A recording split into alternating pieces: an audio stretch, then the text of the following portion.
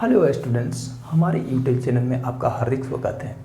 आज चलते हैं हम लोग विज्ञान का एक महत्वपूर्ण चैप्टर प्रकाश के बारे में जानकारी हासिल करते हैं।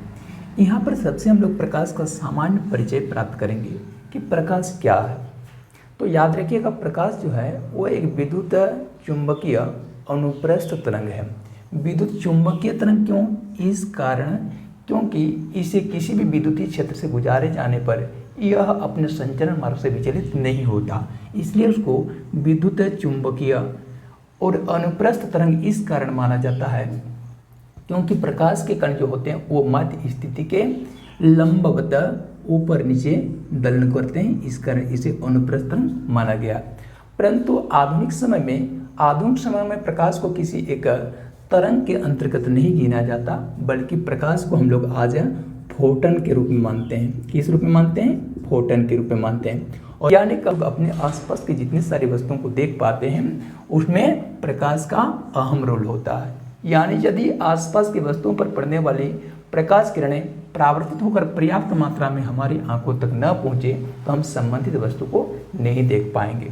ठीक है, यानी किसी वस्तु को देखने के लिए प्रकाश जरूरी है। और साथ ही साथ में और एक चीज़ जरूरी है कि केवल मात्र प्रकाश होना ही पर्याप्त नहीं होगा, उसके लिए हमारे पास सामान्य नेत्र भी होने चाहिए। कहने का मतलब है हमारे नेत्र में किसी प्रकार का कोई दोष या विकार या त्रुटि नहीं होना चाहिए।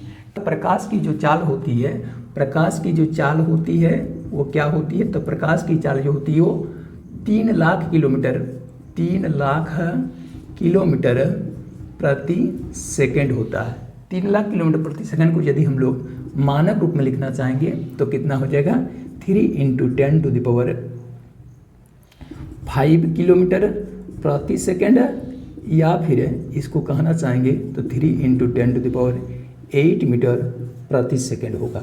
यानी प्रत्येक सेकंड में प्रकाश की जो कोई किरण होगी वो 3 लाख किलोमीटर की दूरी या फिर 3 × 10⁸ मीटर की दूरी तय कर लेती है। ठीक है, अब याद रखिएगा, प्रकाश को गुजरने के लिए ध्वनि के जैसा किसी माध्यम की जरूरत नहीं होती है। कहने का मतलब यह है कि प्रकाश को एक बिंदु से दूसरे बिंदु तक संचरित होने के लिए किसी माध्यम की आवश्यकता नहीं है। अब हम लोग उससे आगे बढ़ेंगे। प्रकाश के स्रोत किसको कहते हैं? तो प्रकाश के स्रोत में हम लोग क्या पाएंगे? तो याद रखिएगा, प्रकाश का स्रोत यानी ऐसी वस्तुएं जो प्रकाश उत्सर्जित करती है उनको क्या कहा जाता है? प्रकाश का स्रोत कहा जाता है। जैसे हम लोग दिन के समय देखते हैं कि दिन के समय प्रकाश उत्सर्जित करने वाला जो सबसे बड़ा स्रोत है वो क्या होता है? सूर्य होता है, यानी सन। ठीक है, दिन के समय।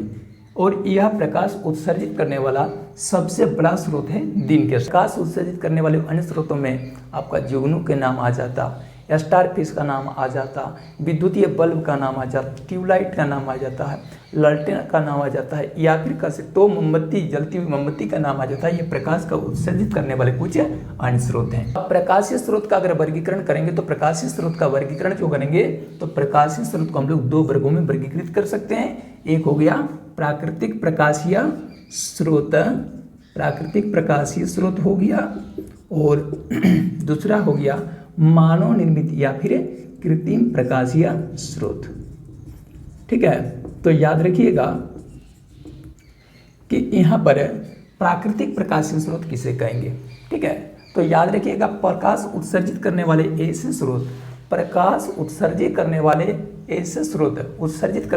स्रोत हैं जो प्रकृति में पाए जाते हैं, उसे क्या बोलेंगे?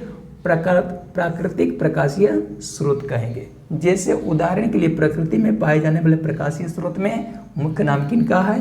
मुख्य नाम सूरज का है, और साथ ही साथ में हमारे नभमंडल में दिखने वाले असंख्य तारे का है। ठीक है, या फिर कह सकते हो प्राकृतिक प्रकाशीय स्रोत में नाम जुगनू या खद्योत का है। क्या है? तो ये क्या है? प्रकाश उत्सर्जित करने वाले कुछ प्राकृतिक स्रोत के उदाहरण हैं। अब रही बात मानव निर्मित या कृत्रिम प्रकाशीय स्रोत किसको कहते हैं? ठीक है, तो याद रखिएगा, मनुष्यों के द्वारा निर्मित प्रकाशीय स्रोत को किस नाम से जानते हैं? मानव निर्मित या कृत्रिम प्रकाशीय स्रोत के नाम से जानते हैं। इसमें क्या क्या आ जाएंगे? तो इसमें आ जाएगा जैसे टर्च आ जाएगा, विद्युत बल्ब आ जाएगा, और क्या आ जाएंगे, मोमबत्ती आ जाएगी, जलती हुई मोमबत्ती, ये सब क्या है, ETC, ये सब मानव निर्मित प्रकाशीय स्रोत के अंतर्गत आते हैं।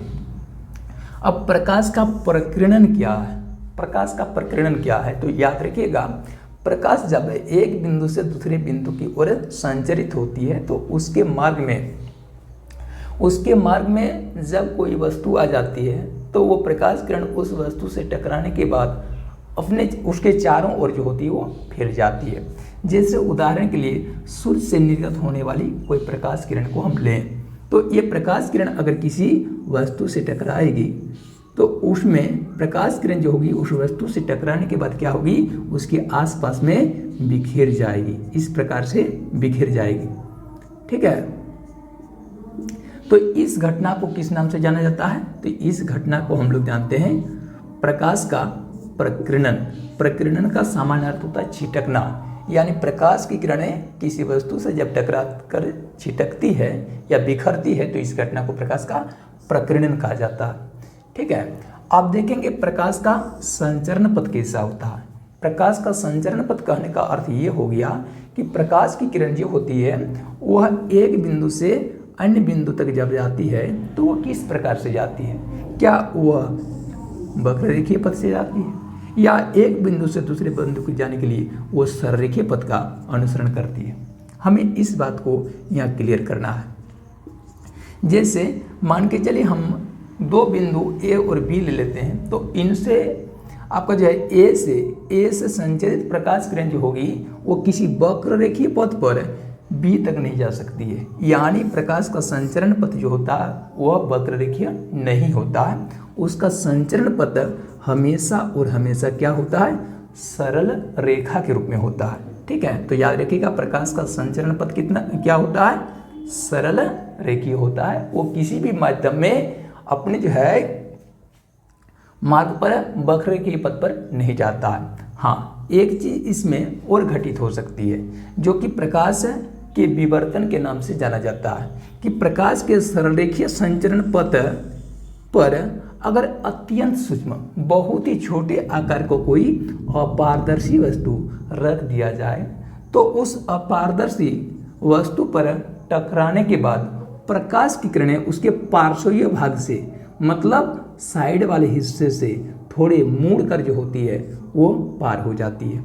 ठीक है, तो याद रखिएगा प्रकाश के सररेखीय संचरण मार्ग में जब किसी अपारदर्शी वस्तु को रखा जाता तो प्रकाश की वह किरण उनसे टकरा कर उसके पार्श्वीय भाग में थोड़े मुड़ कर पार हो जाती है, और इस घटना को कहा जाता है क्या, प्रकाश का विवर्तन। प्रकाश का विवर्तन, तो समझ गए। ठीक है, नेक्स्ट पार्ट में आप लोग या नेक्स्ट जो है भाग में आप क्या देखेंगे, प्रकाश के बारे में अन्य जानकारी प्राप्त करेंगे।